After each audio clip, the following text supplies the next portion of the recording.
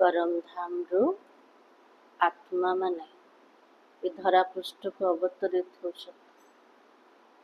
शरीर रूपक वस्त्र पिंधिक अभिनय कले किंतु अभिनय करी करी आज प्रत्येक आत्मा माने थकी गले आ समस्त चाहना कोटा रोचे आमको मुक्ति दरकार किंतु आमे पिला माने मास्टर त्रिकालदर्शी मास्टर त्रिलोकी नाथ बनी गले आम पिला मान को खुशी भी रोच कोठी जीवा पे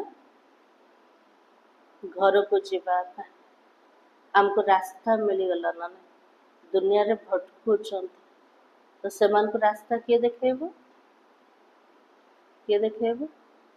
आमे पिला माने देखेबो दुनिया पूरा अंध अवस्था अच्छे सेमान को सामना रे दर्पण कोटा आमर सब चित्र अटे जेते सब चित्र देखा जाउछि बनी से चित्र भीतर बहुत ज्ञान अच्छे किंतु आमे से ज्ञान को बार बार जिते चिंतन करिबा सेति पॉइंट सब बाहर आ से पॉइंट बाहरला पर कौन करिबा तार पैम्फलेट भी बनेबा कोठी छपेबा कोठी अन्य मान को दबा केमती कर उपकार रास्ता बाहर करिबा जे प्रत्येक आत्मा मान को नॉलेज मिले आज सारा मुरली ता ऊपर आसे आज तारीख होचे 8 अगस्त 2025 मुरली बाबा कहे मीठे बच्चे सदा इस खुशी में रहो हमने 84 का चक्र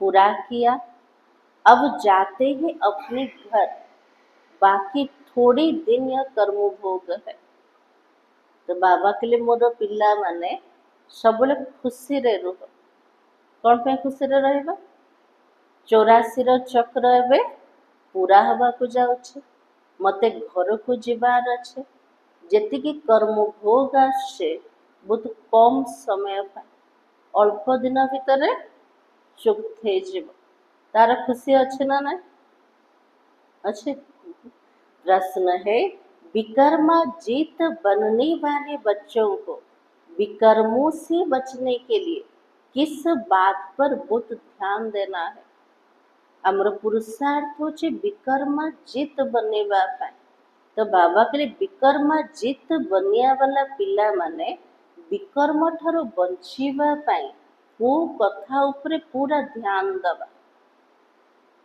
को कथा उपरे ध्यान दबा दीपू भाई पढ़ाई उपरे दबा विकर्म आरंभ कोठो होचे तार मूल कारण कोटे विकर्म केमते आरंभ होचे पाप कर्म देह अभिमान रासिल ना तो बाबा ने कहा जो सर्व विकर्मों का जड़ है वो देह अभिमान है उस देह अभिमान में कभी ना आए ये ध्यान रखना है बाबा के लिए प्रत्येक पापर जड़ व मूल होचे देह अभिमान देहर अभिमान रे केबे भी आसीबाने ता ऊपर हमको ध्यान रखिबार अच्छे इसके लिए बार बार देही अभिमानी बन बाबा को याद करना है प्रत्येक मुहूर्त रे निजे निज को मने पके दबा दरकार कौन मन पकेबा मु आत्मा अटे मते मन पकेबार अछि को बाबा को अच्छे और बुरे का फल जरूर मिलता है अंत में विवेक खाता है भल कर्म कले भल फल और जदि खराब कर्म करचंते तार फल भी खराब रूप रे मिलेबा जहाँ भी कर्म करचंते लास्ट समय रे से कर्मर पश्चाताप हम आमर विवेक सेठी खाइब जे मो द्वारा केते बड़ भूल कर्म हला केते बड़ पाप कर्म हला किंतु को समय रे अंतिम मुहूर्त जो समय किसी भी करी परिबे इसलिए बाबा कहते लेकिन इस जन्म के पापों के बोझ को हल्का करने के लिए क्या करना चाहिए बहु जन्मर पाप को विनाश करिया पाए बाबा विधि कोटा कहले बाबा को मन पके जदि ए जन्म रे किछि पाप हेचे ताको हल्का करियार विधि कोटा कौन करिबा सेठे। तो बाबा किति बाबा को सच सच सुनाना है। बाबा पाखरे प्रत्येक कथा सत्य रूप रे रखिद सत कथा शुणेबा बाबा जदि शुणाउचंते तो दिल हल्का हो जाउछे ना।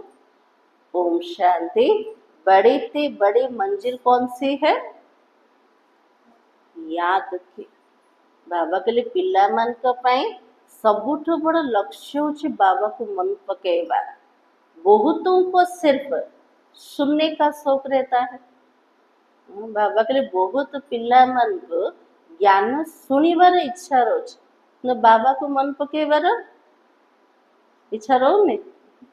तो बाबा की ज्ञान को समझना तो बहुत सहज है। 84 के चक्र को समझना है, स्वदर्शन चक्रधारी बनना है। 84 जन्मर चक्र को बुझीबार अछि। बुझिकी ताको बार बार बुद्धि रे घुरेबा। जो माने घुरौचंते से माने होचंते स्वदर्शन चक्रधारी।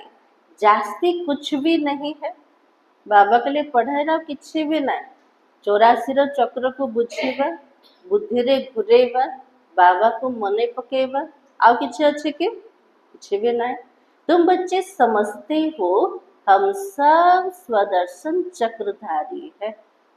पिला मन को समान मिलगला कोटा स्वदर्शन चक्रधारी। के समय लगे घुरिया पे? मिनिट ना गोटे सेकंड? गोटे सेकंड लगुचे। हाँ। तो बाबा की स्वदर्शन चक्र से कोई का गला तो नहीं काटते हो। स्वदर्शन चक्र को घुरे के कार गला को तो आम काटू ना। आम तो डबल हिंसा कटते हिंसा तो कर। स्वदर्शन चक्र द्वारा आम कौन कर आत्मार दर्शन कर विकार गला को काटुचंते। तो बाबा की जैसे श्री कृष्ण के लिए दिखाया है। अब यह लक्ष्मी नारायण विष्णु के 2 रूप है। विष्णु को 2टा रूप के लक्ष्मी नारायण। क्या उनको स्वदर्शन चक्र है? विष्णु को स्वदर्शन चक्र अच्छी ना नहीं। अलंकार भले देखे किंतु नॉलेज ना। तो बाबा के फिर श्री कृष्ण को चक्र क्यों दिखाते? एक मैगजीन निकालते जिसमें श्री कृष्ण के लिए बहुत ऐसे चित्र दिखाते हैं। गोटे मैगजीन रे कृष्ण को बहुत प्रकार चित्र अच्छे। हाथ रे कार रखिचंदी प्रत्येक अलंकार गदा अच्छी चक्र अच्छे से सब स्थूल रूप रे देखे किंतु बाबा तार प्रकृत अर्थ को बुझाउछन। तो बाबा कहती बाबा तो आकर तुम्हें राजयोग सिखाता है ना कि चक्रों से असुरों को घात करता है। बाबा आसिक हमको राजयोग सिखेले चक्र रो ज्ञान देले। एमिति नाई चक्र द्वारा काको गला काटिबार बाबा सिखौछन। हाथ रे कार चक्र अच्छे स्थूल रूप रे नहीं। तो बाबा कहते असुर उनको कहा जाता है जिनका आसुरी स्वभाव हो। असुर अर्थ यह नुह बड़ बड़ दांत थिबो नख थिबो एमती असुर बोली कह जाउछ। किंतु चित्र सब केमते देखैछन असुर मान से प्रकार देखैछन ना। बाबा कहले एबे सेमती कर कि मनुष्य अछंते ना। आसुरी स्वभाव वाला को असुर बोली कहा जाए। तो बाबा की बाकी मनुष्य तो मनुष्य ही है। ऐसे नहीं स्वदर्शन चक्र से बैठकर सबको मारते हैं एमती मध्य नहीं। स्वदर्शन चक्र घुरेले समस्तंकर मृत्यु हो जाउछि समस्तंकर गला कटि जाउछि। बाबा कहते नहीं भक्ति मार्ग में क्या क्या चित्र बैठकर बनाया रात दिन का फर्क है। भक्ति मार्ग रे जो प्रकार चित्र बने चलते ता भीतर अर्थ को बुझुना। तो बाबा के लिए कितनी तफात अच्छे रात्रि दिन तफात अच्छे। तुम बच्चों को इस सृष्टि चक्र सारी ड्रामा को जानना है। क्यों जानना है? पूरा सृष्टि चक्र को जानने बार पूरा ड्रामा को जानने बार कोथे पे बाबा की क्योंकि सब एक्टर हो ना।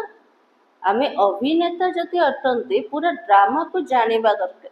जदि ड्रामा को जानिबानी ताहले अभिनेता केमते हे परिबा। वो हद की एक्टर तो ड्रामा को जानते, ये तो बेहद का ड्रामा है। दुनिया रे जो ड्रामा रे अभिनय करछन्ते सेमान को ड्रामा विषय पूरा जणा रोज, किंतु एटा होचे बेहदर ड्रामा। आमे सब एक्टर माने ए बेहदर ड्रामा को मध्य जानी दे, किंतु दुनिया वाला को जणा अछि ना ना जणा है का ना।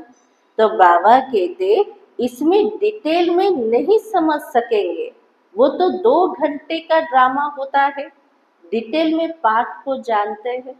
दुनिया रे जोटा ड्रामा 2 घंटा 3 घंटा रही थे ताको डिटेल रे बुझी परिवे जानी परिवे, किंतु एटा होची बेहदर ड्रामा। गोटे गोटे जन्म भितर भी बाबा जदि जणेबे तो असंभव है ना। तो बाबा ने कहा ये तो 84 जन्मों को जानना होता है, पूरा 84 जन्मों को जाने बार अच्छे तो पूरा जना पड़िबो कि बाबा एमती एमती गोटे आत्मार कहानी कहते। जदि बाबा प्रत्येक आत्मार कहानी जदि शुणा को लगे के समय लगे, ये समय भी तो नहीं ना संगम जुगर। तो बाबा की बाबा ने समझाया मैं ब्रह्मा के रथ में प्रवेश करता हूँ और ब्रह्मा के भी 84 जन्मों की कहानी चाहिए। निराकार शिव बाबा कहते मु ब्रह्मा का शरीर भितर प्रवेश करछे और जहाँ भितर प्रवेश करछे से आत्मार 84 जन्मर कहानी भी जानिबार अच्छे। मनुष्यों की बुद्धि में यह बातें तो आ भी नहीं सकता है, यह भी नहीं समझते कि 84 लाख जन्म है या 84 जन्म है। सेमान तो द्वंद्व रे पड़ी जाइछन्ते ना, भाबुचंदी 84 लक्ष जोनि देके आत्मा गति करछे, किंतु बाबा हमको नॉलेज कोटा देले मैक्सिमम होचे 84 जन्म, मिनिमम होचे गोटे जन्म। बाबा कहते तुम्हारे 84 जन्मों की कहानी सुनाता हूँ। 84 लाख जन्म हो तो कितने वर्ष सुनाने में लग जाए। 84 जन्मर कहानी सुनिया पे एते समय लगे। 84 लक्ष जोनिर कहानी सुनिया पे बाबा को केते समय लगे, केते समय ना लगे जीवन में। तो बाबा की तुम तो सेकंड में जान सकते हो, ये 84 जन्मों की कहानी है। गोटे सेकेंड में जानी परिबा एटा होची 84 जन्मर कहानी अटे। बुद्धि रे घुरेबा पे गोटे सेकेंड मात्र लागे। सत्य जुग रे केते जन्म 8 जन्म, त्रेतीय जुग रे 12, द्वापर रे 21, कली जुग रे 42, संगम रे गोटे जन्म। के समय लगिला कहया भी समय लगे, भाविया तो ताठ भी कम समय। तो बाबा ने कहा ये 84 जन्मों की कहानी है। हमने 84 का चक्र कैसे लगाया। 84 लाख हो तो सेकंड में थोड़े ही समझ सकते। यदि 84 लक्ष जोने ताले गोटे सेकंड रे तो बुझी पारिबा। 84 लाख जन्म तो है भी नहीं, तो तुम बच्चों को भी तो खुशी होनी चाहिए। आम पिला मन को बहुत खुशी को 84 लक्ष देके आसीना हैं आउ कौन खुशी। तो बाबा कहते हमारा 84 का चक्र वो पूरा हुआ, अब हम घर जाते हैं। खेली खेली सब थकी गले, भाभी देले कोटा 84 जन्मर खेल सरीबा को जाउचे, निज घर को जीवार खुशी अच्छे अच्छे ना नहीं अच्छे, सतरे खुशी अच्छे। तो बाबा ने कहा बाकी थोड़े दिन यह कर्म भोग है, ये दुनिया भीतर अल्प समय पे कर्म भोग रो पेपर दबा, तापर तो घर को जीवार का अच्छे। विकर्म भस्म हो कर्मातीत अवस्था कैसे हो जाए, इसके लिए यह युक्ति बताई है। विकर्म को केमते भस्मीभूत करेबा, कर्मातीत अवस्था रे पहुंचीबा केमते, तापे बाबा हमको युक्ति दौचंते। बाकी समझाते इस जन्म में जो भी विकर्म किए हैं वो लिख कर दो तो बोझ हल्का हो जाए। ए जन्म रे जहाँ भी विकर्म आम द्वारा होइछे बाबा पाखरे लेखिके जदि आमे जणौचंते से कर्मटा हल्का है जो ताले केबे लेखिके जणैछन्ते बाबा जणैछन्ते जदि जणै नांते आज लेखिके जणैबाना ना तो बाबा ने का जन्म जन्मांतर के विकर्म तो कोई लिख भी ना सके ए जन्म रे मध्य पिला बेलर कथा काको मन नथिव जानिबा परे जतिके विकर्म होइछे ताको मन रखिछन सेटा बाबा को सुनेबा आ 63 जन्मर कहानी तो जहाँ पाप कले किसी भी मन ना तापे कौन करिबा बाबा को मने पकेबा तो बाबा कहते विकर्म तो होते आए हैं ना जब से रावण राज्य शुरू हुआ है तो कर्म तो विकर्म ही हो जाता है जितो रावण रो प्रवेश हला आत्मा जहाँ कर्म कला विकार युक्त ही कर्म कला सतयुग में कर्म तो अकर्म होता है सत्ययुग रो कर्म को प्रकार अटे अकर्म ना सेटे फल ना पाप ना पुण्य संगम जुगरे जहाँ कर्म कले तार प्रारब्ध पाइले तो बाबा कहते भगवान और बाज तुम कर्म अकर्म विकर्म की गति को समझाता एटी भगवान नीचे हमको पूछौचन को ऊपर सत्कर्म कोटा अकर्म कोटा विकर्म कोटा अटे विकर्म जितका संबंध लक्ष्मी नारायण से शुरू होता है विकर्मा जित्र जोटा संबंध केबठ आरंभ हब लक्ष्मी नारायण जो राजगद्दी रे बसिबे सेतबेले आरंभ हब सीडी में बड़ा क्लियर है 84 जन्मर कहानी का भीतर अच्छे सीडी चित्र रे शास्त्रों में कोई यह बातें तो नहीं है सूर्यवंशी और चंद्रवंशी का राज तुम बच्चों ने ही समझा है कि हम ही तो थे सूर्यवंशी चंद्रवंशी रहस्य आमे ही बुझीगले से समय रे किए सब थिले सतराम पिला माने थिले मन पड़छे ना नहीं तो बाबा की विराट रूप का चित्र भी बहुत बनाते परंतु अर्थ कुछ भी नहीं जानते हैं विराट रूप चित्र भीतर वर्णर रहस्य अच्छे बाबा के चित्र तो अच्छे तार अर्थ क्या जना ना बाबा बिगर कोई भी तो समझा नहीं सकते है ना इस ब्रह्मा के ऊपर कोई तो है ना जिसने सिखाया होगा ब्रह्मा बाबा ऊपर किए तो अच्छे जे सिखौचंदे ब्रह्मा बाबा को तले ब्रह्मा बाबा को सिखाया वाला के शिव बाबा अगर कोई गुरु ने सिखाया होता उस गुरु का सिर्फ एक शिष्य तो नहीं हो सकता है ब्रह्मा को सिखेवा वाला जदि कौन सी गुरु थांते से गुरुंकर कौन गोटे शिष्य है थांते के ना तो बाबा कहते बच्चे तुम्हें पति से पावन पावन से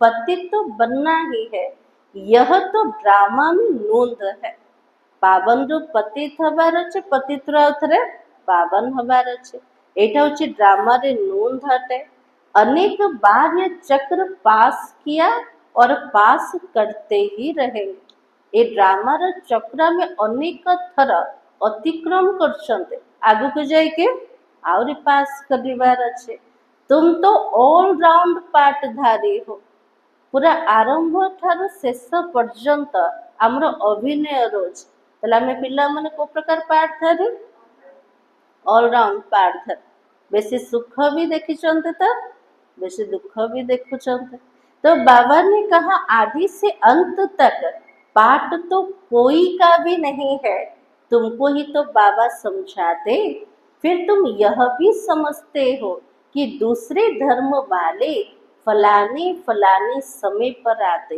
हैं बाबा कहले मोर पिला मान सब जना अछि ना पूरा सृष्टि आदि ठार अंत पर्यंत मोर अभिनय थिला मोर पाठ थिला तार निश्चय अच्छे ना ना निश्चय अच्छे ता से तो को धर्म वाला केते बेला आसुचंते तार ज्ञान मध्य आसीगला तो बाबा कहते तुम्हारा तो ऑलराउंडर पार्ट है और क्रिश्चियन के लिए कहेंगे क्या सतयुग में थे क्रिश्चियन मान को पे कहि परिबा कि से माने सत्ययुग रे थिला क्रिश्चियन मान केबे आसिला द्वापर मध्य अवस्था तो बाबा कहते वो तो द्वापर के भी बीच में आते हैं यह नॉलेज तुम बच्चों की ही बुद्धि में है किसी को समझा तो सकते हो ना बाबा कहले पिला मान को बुद्धि रे आसी गला आमे अन्य मान को बुझे परिबा ना ना किए बुझे पारे जे ज्ञानर चिंतन करछे ना शुणुचे तार चिंतन करछे से अन्य मन को बुझे पारे। तो बाबा की दूसरा कोई सृष्टि के आदि मध्य अंत को नहीं जानते, रचयिता को नहीं जानते, तो रचना को कैसे जाने? रचयिता बाबा को जदि जानी नांते ताले रचनार रहस्य को केमते जानेबे? बाबा ने समझाया है, जो राइटियस बातें है वो छपा कर एरोप्लेन से सब जगह गिरानी है।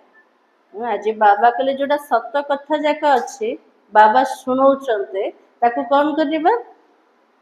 ताको सब छपेबा। आज बाबा सेवार विधि कहउछन ना एरोप्लेन रे सब तळको पखा। तो बाबा कहते वो पॉइंट्स अथवा टॉपिक्स बैठ कर लिखनी चाहिए। बच्चे कहते बाबा काम तो नहीं है। पिला ने क्वेश्चन बाबा को बाबा किसी भी सेवा ना बाबा जी सेवार बते देले ना कौन करिवार अच्छे पॉइंट्स टॉपिक सब बसिकी लिखिबार अच्छे। बाबा की सर्विस तो बहुत है, यहाँ एकांत में बैठ कर यह काम करो। बाबा के लिए केते सेवा सब अच्छे एकांत में बसिकी ताको चिंतन कर ज्ञान सब पॉइंट बाहर कर टॉपिक सब बाहर कर। जो बड़ी बड़ी संस्थाएं है गीता पाठशालाएं आदि है उन सबको जगाना है। जितने बड़ बड़ संस्था अच्छे दुनिया रे गीता पाठी माने अच्छन गीता प्रत्येक दिन पढ़ुचंद बाबा के सेमान को जागृत कर सेमान को बुझाओ सबको संदेश देना है। यह पुरुषोत्तम संगम युग है। बाबा के लिए प्रत्येक आत्मा को संदेश दे दियो समस्त को बुझे दियो। आमे को समय रे पहुंची गले संगम रस समय रे। जो समझदार होंगे वो झट समझेंगे जरूर संगम युग पर ही नई दुनिया की स्थापना और पुरानी दुनिया का विनाश होगा। जो माने संगम युग उपरे पूरा निश्चय हो गला से मैं निश्चित रूप से बुझी जीवे पुराना दुनिया रा विनाश नुआ दुनिया रा स्थापना हवा को जाउछे। तो सतयुग में पुरुषोत्तम मनुष्य होते हैं और यहाँ तो या कौन है आसुरी स्वभाव वाले पतित मनुष्य है। सत्य युग रे भी मनुष्य थिले किंतु को प्रकार थिले दैवी गुणयुक्त पुरुषोत्तम देवता माने थिले किंतु आजिर मनुष्य को प्रकार कह आसुरी स्वभाव वाला पतित मनुष्य माने। यह भी तो बाबा ने समझाया। कुंभ का मेला आदि जो लगता वह तो मनुष्य बहुत जाते हैं स्नान करने। क्यों स्नान करने जाते हैं? कोटी कुंभ मेला लागुचे मनुष्य माने बहुत जाउचे भक्तिर भावना सहित। तो बाबा कुछ कौन पैसे माने जाउछन पुण्य करिया पे आ कुछ पे जाउछन पवित्र बनिया पे। तो बाबा की पावन होना चाहते हैं से मानकर इच्छा रोचे मते पवित्र बनिवार अच्छे। तो जहाँ जहाँ मनुष्य स्नान करने जाते वहां पर बच्चे क्या करेंगे? जोड़ी मनीष माने कोठी पानी रे स्नान करिया को गले गंगा रे स्नान करिया को गले सेठा में कौन करिबा वहां जाकर भी सर्विस करनी चाहिए। मनुष्य को समझाना चाहिए यह पानी कोई पतित पावनी नहीं है। मनुष्य मन को बुझेबा दरकार पतित पावन होचंते परमात्मा। नदी तो सब बेले थिला नदी पतित पावनी न कारण आत्मा जदि पतित बनुचे आत्मा को तो पानी स्पर्श करू ताले आत्मा पवित्र केमिति हम? आत्मा को पावन बने वाला किए पतित पावन परमात्मा चलते। तो बाबा की तुम्हारे पास चित्र भी है। गीता पाठशालाओं में जाकर यह पर्चे बांटना चाहिए। जोटी गीता सुना जाउचे बाबा के लिए सेठी जाके सब पैम्फलेट सब बांटा। बच्चे सर्विस मांगते हैं। पिला ने कुछ बाबा किसी भी सेवा नहीं हमको सेवा दरकार।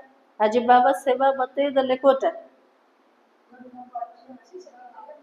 जोठी भी स्नान होचे सेठी जाए कि बुझा निजे निजे सब पॉइंट बाहर करो टॉपिक बाहर करो सब पैम्फलेट सब छपा सेटा मध्य बांटो। तो बाबा की तो ये बैठकर लिखो गीता का भगवान परम पिता परमात्मा शिव है ना कि श्री कृष्ण है। आज बाबा टॉपिक दे देले कोटा गीतार भगवान को सिद्ध कर निराकार परमात्मा ना श्री कृष्ण अटंते। फिर उनकी बायोग्राफी की महिमा लिखो, परमात्मा को जीवन कहानी और श्री कृष्ण को चरित्र दीटा जाक पूरा लिखा दरकार। बाबार महिमार कौन लिखा? निराकार, पतित पावन, दुखकर्ता सुखकर्ता, सुख शांति प्रेम पवित्रतार सागर। कृष्ण को पाई कौन कहबा? 16 कला संपूर्ण सर्वगुण संपन्न संपूर्ण निर्विकार। तो बाबा की शिव बाबा की बायोग्राफी लिखो, फिर आप ही वो जज करेंगे। दिजन जाकर जदि महिमा लिखिदेले शुणिबा वाला पढ़िबा वाला निजे ही जज कर जे कोटा राइट अटे कोटा भूल अटे। ये पॉइंट्स भी लिखनी है। पतित पावन कौन है? प्रकृत पतित पावन किए? बाबा के लिए पॉइंट बाहर करो। तो बाबा की फिर शिव और शंकर का भेद भी दिखाना है। शिव उपर जदि पूरा निश्चय हो गला तापरे भेद मध्य शुणेबा दरकार।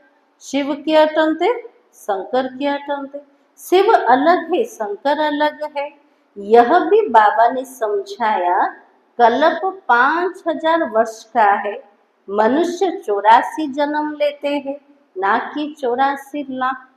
कल्प होचे 5000 वर्षर कहानी। मनुष्य 84 जन्मर चक्र भितर आसे, ना कि 84 लक्ष जोनि भितर। ये मुख्य मुख्य बातें शॉर्ट में लिखनी चाहिए। आज बाबा केतरा सब पॉइंट कहले?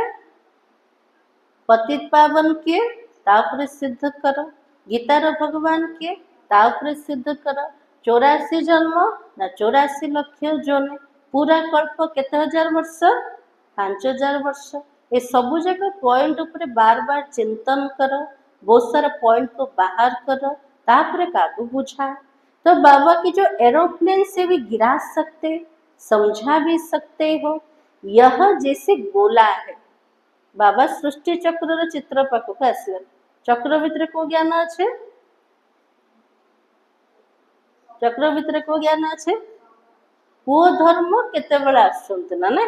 तो बाबा की तो इसमें क्लियर है।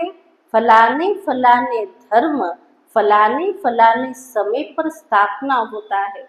यह गोला भी होना चाहिए। इसलिए मुख्य 12 चित्रों के कैलेंडर भी छपवा सकते हो। 12टा चित्र बाबा के लिए तार कैलेंडर बने की मदद छपे पारे। पूरा 12 मास आसीगला ना, 12 मास गोटे गोटे चित्र बन पारे ना ना। बाबा के लिए तार कैलेंडर बनाओ और सेटा मध्य छपा।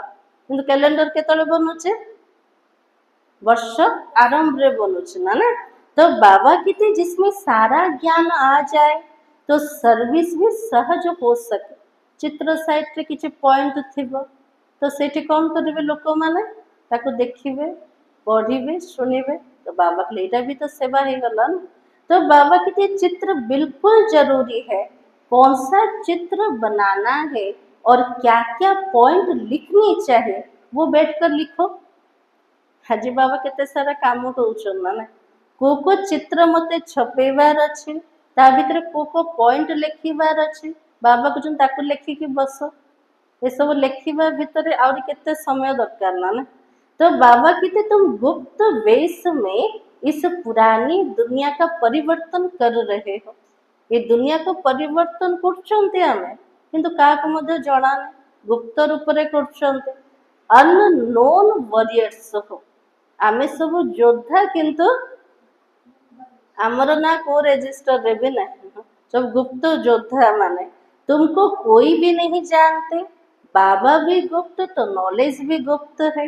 इनका कोई शास्त्र आदि बनता नहीं है। बाबा भी गुप्त तो ज्ञान भी गुप्त। हमें गुप्त रूप रे विश्व को परिवर्तन भी करछन और गुप्त रूप रे युद्ध भी करछन। जासे तो युद्ध करछन से भी देखा जाऊनी ना। तो बाबा की थी इनका कोई शास्त्र आदि बनता भी नहीं है और धर्म स्थापक के बाइबल आदि छपता जो पढ़ते आते हैं। बाबा एते सब ज्ञान देले, किंतु ए ज्ञान कौन से शास्त्र बनू। किंतु जो धर्म वाला आसिले, जो धर्म स्थापना कले सेमानकर सब शास्त्र बनीगला बाइबल मध्य बनेला आज पर्यंत पढ़ुचंते हर एक के छपता है तुम्हारा फिर कब छपेगा हमर ज्ञान के छपेब सब भक्ति रहे तो बाबा की तुम्हारा फिर भक्ति मार्ग में छपता है अभी नहीं छपना है क्योंकि अब ये शास्त्र आदि सब खत्म हो जाना है बाबा के लिए भक्ति जो आरंभ हम गीता ज्ञान यादगार शास्त्र बनिब किंतु बाबा जहाँ शुणाउचंते एबे शास्त्र बनिबन तो बाबा के लिए एबे तो शास्त्र सब विनाश हो जीवन ना तो बाबा की अभी तुमको बुद्धि में सिर्फ याद करना है जहाँ भी बाबा सुने ले ताको बुद्धि रे हमको मने पकेबार अच्छे बाबा के पास भी बुद्धि में ज्ञान है कोई शास्त्र आदि थोड़ी पढ़ते बाबा भीतर तो पूरा ज्ञान अच्छे बाबा शास्त्र पुराण पढ़ी के शुणाउचंते के पढ़ी के शुणाउचंते बाबा ऊपर किए अच्छे शिक्षा वाला किए भी ना बाबा तो निजे ज्ञान सागर तो बाबा की वो तो नॉलेजफुल है नॉलेजफुल का अर्थ फिर मनुष्य समझते सबके दिलों को जानने वाला है जो ज्ञान सागर नॉलेजफुल कहते मनीष कौन भावुचे भगवान समस्त मन को जानिया वाला हृदय को जानिया वाला भगवान देखते तब तो कर्म का फल देते भगवान सबू जाक देखुं से जी जमतिकार कर्म कर तार फल भगवान दौरान तो बाबा सब देखुं बसिक ना भक्ति रे कौन देखे दीचन चित्रगुप्त गोटे अच्छी पाखे प्रत्येक मनुष्य खाता अच्छी ना ना तो बाबा की तो ड्रामा में नूंद है जेमती कर्म सेमितिकार फल ये ड्रामा रे फिक्स अच्छे ड्रामा में जो विकर्म करते उनकी सजा होती जाती है ये ड्रामा भीतर जे पाप कर्म करिब विकर्म करिब तार सजा भी ड्रामा रे फिक्स अच्छे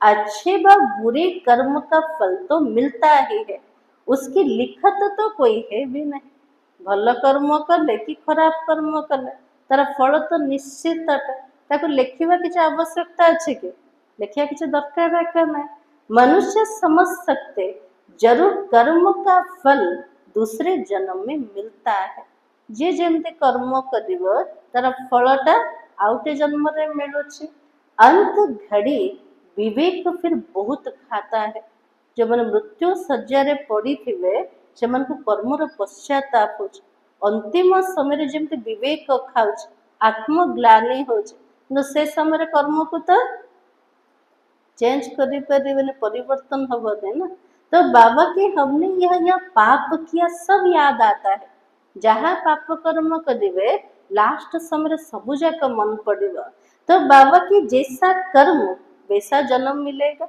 जमतिकार कर्म करमतिकार जन्म मध्य मिल जाएगा अभी तो तुम विकर्मा जीत बनते हो कोई भी ऐसा विकर्म नहीं करना चाहिए एबे विकर्मा जीत हवापाई प्रोत्साहित कर आम द्वारा कौन से पाप कर्म न हो जाओ बड़े ते बड़ा विकर्म है देह अभिमानी बनना सबुठ बड़ विकर्म कोटा देहर अभिमान भितर रहिबा बाबा बार बार कहता है देही अभिमानी बन बाबा को याद करो पवित्र तो रहना ही है आत्म अभिमानी बनी के बाबा को मन पकेबा पवित्र तो निश्चित रूप से बनेबार अच्छे सबसे बड़ा पाप है काम कटारी चलाना सबुठ बड़ विकर्म होचे देहर अभिमान अटे सबुठ बड़ पाप होचे काम विकार बसीभूत हवा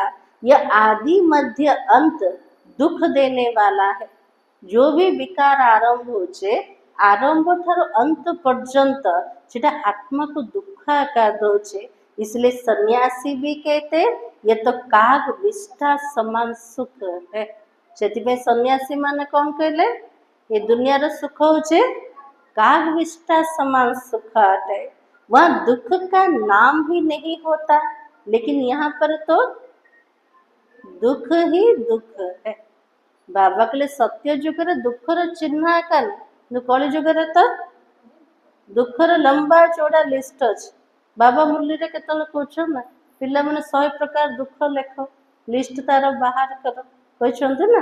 तो बाबा की इसलिए सन्यासियों को वैराग्य आता है, परंतु वो जंगल में चले जाते हैं ना। सन्यासी मन को दुनिया को देखले वैराग्य आसुचे से माने जंगल को पळेले, जंगल रे सुख मिलेबा? जंगल में कोठी अछि?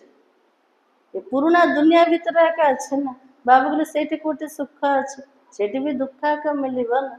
तो बाबा की उन्हों का हद का वैराग्य है, लेकिन तुम्हारा तो बेहद का वैराग्य है। बाबा के आ ऊपर मध्य बुझा आम पिला मानकर बेहदर वैराग्य घर द्वार सब भितर रही के बुद्धि रे सन्यास करिवा जो सेमानकर सन्यास को प्रकार सब छाड़ी के पळेवा। तो बाबा की दुनिया तो छी छी है। सब कहते बाबा आकर हमारे दुख हर कर सुख दो। बाबा ही दुख हरता सुख करता है। तुम बच्चे ही समझते हो कि नई दुनिया में इन देवताओं का राज्य था, वह किसी भी प्रकार का दुख नहीं था। जब कोई मनुष्य शरीर छोड़ते तो मनुष्य कहते स्वर्गवासी हुआ। ये जदि शरीर छाड़ देले ता पे कहते से स्वर्ग को पड़ेला, स्वर्गवासी हेला। परंतु ये थोड़ी समझते हम नरक में है। बाबा के लिए भी कहते से स्वर्ग को पड़ेला, किंतु निजे भावना मु कोठी अच्छे कोठी अच्छे नरक भीतर एका अच्छे। तो हम जब मरे तब स्वर्ग में जाए। जेतेबेले जे कहउछन मु जेतेबेले मरिबी सेतेबेले स्वर्ग को जीवी, ता पूर्वरु नरक एका अच्छे। परंतु वो भी स्वर्ग में गया या यह नरक में आया? जो आत्मा शरीर छाला से स्वर्ग को गला ना नरक भीतर एका आसिला? स्वर्ग कोठी अछि ना ना स्वर्ग केतले आसीबो जेदा सत्य जगह आसी जेबो। कुछ भी समझते नहीं है। आज बाबा कितने पॉइंट ऊपर बुझाया पे कहउछन ना। तो बाबा की तुम बच्चे 3 बाप के राज का भी सबको समझा सकते हो। 3टा पितार रहस्य मध्य बुझे पारे। 3टा पिता किए? लौकिक, अलौकिक और पारलौकिक पिता। 2 बाप तो सब समझते, लौकिक और पारलौकिक है। 2टा पिता को समझते बुझुचंते जानुचंते। गोटे होचंते शरीर को जन्म दबा वाला पिता, आउ जने होचंते भगवान पिता, एटा भी मानुचंते। किंतु अलौकिक पिता को ये भी जानना अंते। यह अलौकिक प्रजापिता ब्रह्मा फिर है यहाँ संगम युग पर। अलौकिक पिता ब्रह्मा बाबा को समय रोचंते संगम जगह रे। ब्राह्मण भी तो चाहिए ना। वो ब्राह्मण कोई ब्रह्मा के मुख वंशावली थोड़े है। दुनिया रे जो माने ब्राह्मण निज को कहउचंते से माने कोन ब्रह्मा कर मुख वंशावली संतान के? से माने कुख वंशावली अटंते। जानते ही ब्रह्मा था, इसलिए ब्राह्मण देवी देवता नमो कहते हैं। से माने भाबुचन ब्राह्मण थिले ब्रह्मा भी अछंते, सेतिपे तो कहउचंते ना ब्राह्मण देवी देवता नमो बोली कहउचंते। यह नहीं जानते किसको कहते कौन से ब्राह्मण है, कहा पे कहउचंते को प्रकार ब्राह्मण माने थिले। बाबा को जो से मन को जणा कर है। तुम हो पुरुषोत्तम संगम युगी ब्राह्मण। जे ब्राह्मण माने सब किए? पुरुषोत्तम संगम जुगर ब्राह्मण मन जार गायन अच्छे वो तो कलयुगी है। यह तो पुरुषोत्तम संगम युग है, जब तो मनुष्य से देवता बनते हैं। एटा होची पुरुषोत्तम संगम युग। आ दुनिया रे जो ब्राह्मण मान अछन से माने कोठी अछंते? कली युग रे अछंते। एबे हमें मनुष्य रो देवता बनुचंते। तो बाबा की देवी देवता धर्म की स्थापना हो रही है। तो बच्चों को सब पॉइंट्स धारण करनी है, फिर सर्विस करनी है। बाबा कहले मोर पिला मान को प्रत्येक ज्ञान रो पॉइंट को जीवन रे धारण करिवार अछि, तापर जे कि अन्य मान को बुझेवार अछि। पूजा करने श्राद्ध खाने पर ब्राह्मण लोग आते हैं ना पूजा करिया पई, श्राद्ध करिया पई काको डाकुचंते? ब्राह्मण मान को डाकुचंते। उनसे भी तुम चिट चाट कर सकते हो। सेमानक सहित मध्य हम ज्ञान रो चर्चा करि परिबा। तुमको सच्चा ब्राह्मण हम बना सकते हैं। सेमान को कौन कहबा? हमें सच्चा ब्राह्मण बने पारिबो। अभी भादों का मास आता है, सभी पितरों को खिलाते हैं ना कि भाद्रव के आश्विन मासरे पितृपुरुष मान को डाकुचंते, सेमान को श्राद्ध करुचंते। तो बाबा की वो भी युक्ति से करना चाहिए, नहीं तो कहेंगे ब्रह्मा कुमारियों के पास जाकर सब कुछ छोड़ दिया है। सेटा भी युक्ति से तो करवा दरकार, जेहेतु समाज भितर अच्छे जदि से सब जाक करवानी ताले दुनिया वाला कौन कहते ब्रह्मा कुमारी से जाके सब जाक छाड़देना। हाँ, ऐसा कुछ नहीं करना है जिसमें नाराज हो। बाबा कहले एमती किसी भी करवार नहीं जो टिके नाराज है जो, किंतु केते पिला टिके जोश रे आसिके सब जगह छाड़ दौरान बाहर कहते, ये भी बाबार निंदा होना ना। तो बाबा कहते जिसमें नाराज हो युक्ति से सब ज्ञान दे सकते हो। बाबा कहते युक्ति सहित आम ज्ञान दे पार, किंतु क्या नाराज कर देवा। जरूर ब्राह्मण लोग आएंगे तब तो ज्ञान देंगे ना। कौन सी पूजा कौन सी श्राद्ध रे ब्राह्मण माने आसिले से ज्ञान भी दे पार। इस मास में तुम ब्राह्मणों की बहुत सर्विस कर सकते हो। बाबा कहले आश्विन मास भाद्रव मास रे तार सेवा हो पार ब्राह्मण मानकर। तुम ब्राह्मण तो प्रजापिता ब्रह्मा की औलाद हो, बताओ ब्राह्मण धर्म किसने स्थापन किया। सेमान को पचार ब्राह्मण धर्म को किए स्थापना कर कौन कहे तो बाबा कि तुम उन्हों का भी कल्याण कर सकते हो घर बैठे। ब्राह्मण मानकर कल्याण कर घरे बसिके। जैसे अमरनाथ की यात्रा पर जाते वे सिर्फ लिखत से इतना नहीं समझेंगे, वहां बैठकर समझाना चाहिए। अमरनाथ को एते बहुत कष्ट रे यात्रा करिया को जाउछन्ते तो बाबा के सेमान को लिखत रे तो बुझे परिवार सेटे सेमान को मुख द्वारा बुझेवा दरकार। हम तुमको सच्ची अमरनाथ की कथा सुनाते हैं। जमन को कौन सुनेगा सच्चा अमरनाथ रा में कथा सुने पारू। अमरनाथ तो एक को कहा जाता है। अमरनाथ अर्थात जो अमरपुरी की स्थापना करे। अमरनाथ अर्थ उठा जो अमरपुरी को स्थापना करिया वाला वो तो सतयुग है। ऐसी सर्विस करनी पड़े, वहाँ पैदल जाना पड़ता है। अमरनाथ को जीवाई सुविधा हो जाए कि आगुरी तो चाली चाली जीवाक पड़ता। जो अच्छे अच्छे बड़े बड़े आदमी है उनको जाकर समझाना चाहिए। जो मैंने बड़ बड़ पोस्ट पोजिशन वाला बाबा के सेमान को बुझा सेमान जो बुझी जीवे अन्य मैंने सहज रे बुझी पारे। सन्यासियों को भी तुम ज्ञान दे सकते हो। तुम सारे सृष्टि के कल्याणकारी हो। श्रीमत पर हम विश्व का कल्याण कर रहे हैं तो बुद्धि में नशा तो रहना चाहिए। सारा सृष्टि हमें कल्याणकारी अटन श्रीमत अनुसार हमें विश्वर कल्याण कर तो बाबा के सेटा बुद्धि रे पूरा नशा रहिबा दरकार। हमें कोथिर कल्याणकारी पूरा सृष्टिर आमे कल्याणकारी आत्मा अटंते। अच्छा मीठे मीठे सिखलते बच्चों प्रति मात पिता बाप दादा का याद प्यार और गुड मॉर्निंग। रूहानी बाप की रूहानी बच्चों को नमस्ते। हम रूहानी बच्चों की रूहानी बाप दादा को याद प्यार और नमस्ते। धारणा के लिए मुख्य साथ आज बाबा कौन कहते दोषना भोने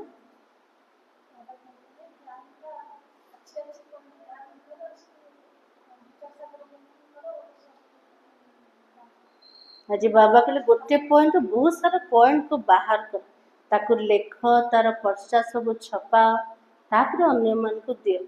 जो बुझाऊँ पॉइंट जदि अच्छे बुझेबा भी सहज हो जाए। आज बाबा केते सारा भेद कहछन मान शिव शंकर उपरे कह गीतार भगवान उपरे कह पतित पावन प्रकृति रे किए अटन ता उपरे बुझा 84 जन्म 84 लाख उपरे बुझा आउ का उपरे बुझेबा।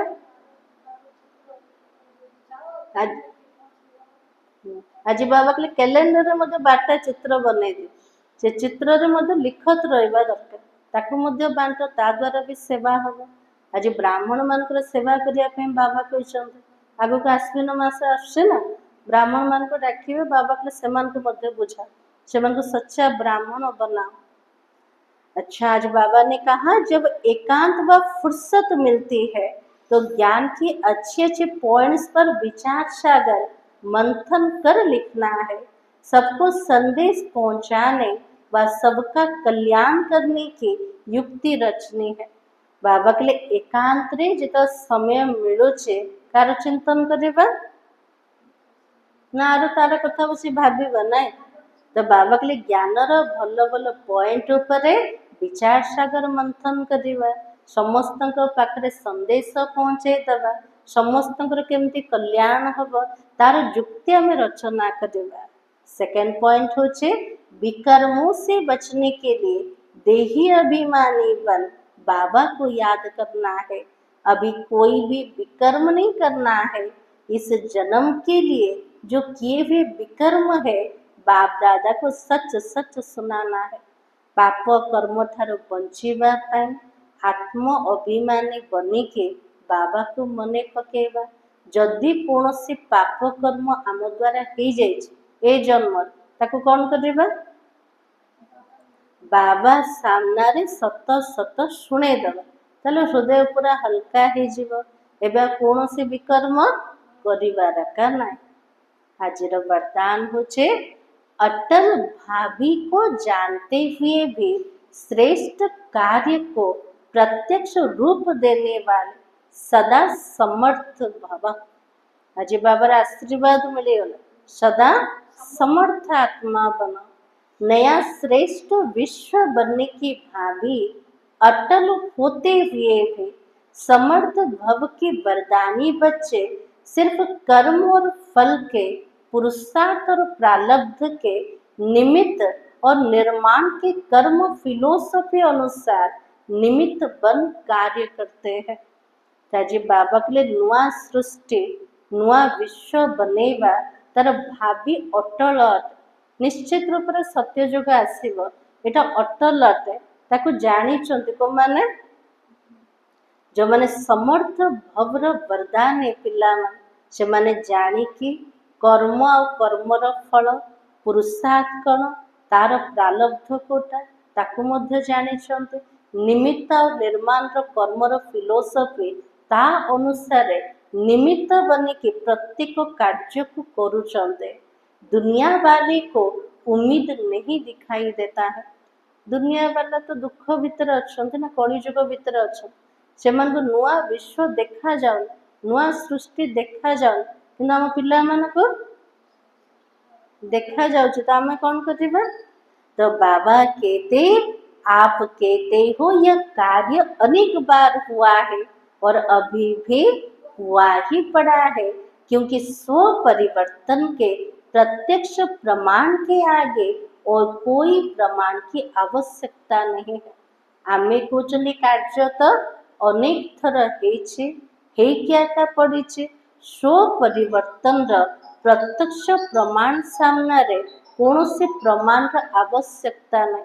साथ साथ परमात्मा कार्य तो सदा सफल है जोड़ा भगवान कर कार्य परमात्मा कर कार्य सब बड़े सफल अटे किंतु आमको करिवार अछि केमिते समर्थ भव्र वरदानी बनी के प्रत्येक कर्मर फिलोसफी को जाने कोटा फिलोसफी जान देले कर्म फलर फिलोसफी पुरुषार्थ प्रारब्धर निमित्त निर्माण ये सब जक फिलोसफी अनुसार हमको निमित्त बनी के भविष्य सृष्टि को आनिबार अछि। दुनिया पाई जोटा असंभव अटे हम पाई सेटा सहज अटे अनेक थर करिसंते एबे आउ थरे हमको करिवार अछि किंतु करिया वाला एठी के अटंते स्वयं परमात्मा अटंते। आजर स्लोगान होचे कहना कम और करना ज्यादा यह श्रेष्ठ लक्ष्य महान बना देगा। राजे बाबा के लिए कहब कम किंतु करिब अधिक ये श्रेष्ठ लक्ष्य द्वारा आत्मा महान हो पारे आ बेसी कहब जो कम कर किसी लाभ नहीं ना। एमती करवा सेमती करवा सेमती करवा किंतु कला बेले किछि ना ताले फल केमती जमा हो। बाबू कहले कर्म द्वारा ही फल अटे, केवल कहवा द्वारा कि भाविबा द्वारा हमको फल मिलबनी, ताको कर्म रे आनिबार अछि। जेते कर्म रे आनिबा सेतिके आत्मा महान हे परिबो। आजिर समान होचे सदा समर्थ आत्मा हूँ। और व्यक्ति सारा सहज योगी बनना है तो परमात्मा प्यार के अनुभवी बनो। सेवा में व स्वयं की चढ़ती कला में सफलता का मुख्य आधार एक बाबा से अटूट प्यार है। सेवा रे हो निजर चढ़ती कला रे हो सफलतार मुख्य आधार कोटा कौन कले बे बाबा? बाबा से तो अटूट स्नेह अटे। बाप के सिवाय कुछ भी दिखाई ना दे। बाबा बिना अब किसी भी जमते न देखा जाओ। संकल्प में भी बाबा, बोल में भी बाबा, कर्म में भी बाबा का साथ। ऐसी लवलिंग स्थिति में रह एक शब्द भी बोलेंगे वो स्नेह का बोल दूसरी आत्मा को भी स्नेह में बांध देगा। ताजी बाबा कले संकल्प रे किए अछंते बाबा, शब्द रे बाबा, प्रत्येक कर्म रे बाबा को साथी बने के करछंते। एमती स्नेह रे हजी जीवा वाला आत्मा लवली स्थिति रे स्थित हे के गोटे शब्द भी जदि काको सुनौछन से स्नेहर शब्द से आत्मा को स्नेह भितर बांधी पारिबो। ऐसे लवलीन आत्मा का एक बाबा शब्द ही जादू मंत्र का काम करेगा। जो माने स्नेह रे हजी जीवा वाला आत्मा तार एक बाबा शब्द ही जादू मंत्र काम करे। तले बाबा को कोठे रखेबा? दिल रे। प्रत्येक विचारे, प्रत्येक शब्द रे, प्रत्येक कर्म रे जदि बाबा बाबा बाबा रहिला, बाबार स्नेह रे निजको पूरा हजे देले, से स्नेह रे जदि गोटे शब्द भी काको सुनेले से आत्मा को मध्य जादू लगे जीवन ना। मुरलीर सार थिला सदा इसी खुशी में रहो, हमने 84 का चक्र पूरा किया, अब जाते ही अपने घर, बाकी थोड़े दिन यह कर्म भोग है। ओम शांति।